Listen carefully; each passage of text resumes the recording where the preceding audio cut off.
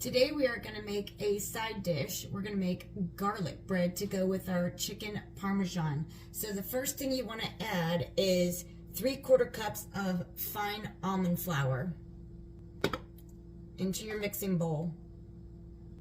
Next you're going to add 1 3/4 cups, so you can either use mozzarella, I'm using mild cheddar, into your bowl.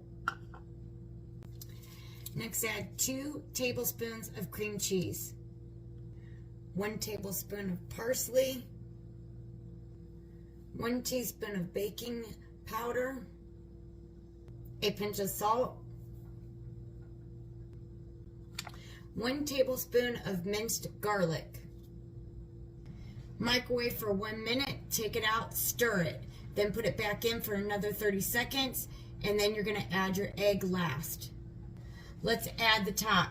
2 tablespoons of melted butter, 1 teaspoon of your garlic salt, and 1 teaspoon of parsley, and then you're going to mix it together.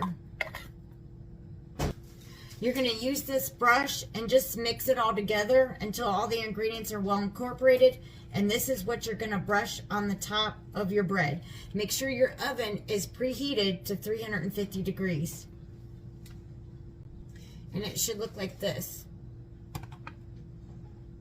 Make sure you line your baking sheet with parchment paper. Now I'm getting ready to add the egg.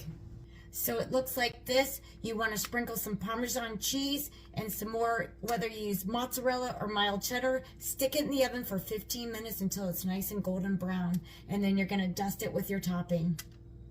After you let it cool for about 10 minutes, you just take your brush and you just brush the top of this with your topping. Add more cheese if you would like. I hope you enjoy this recipe. Thanks for watching.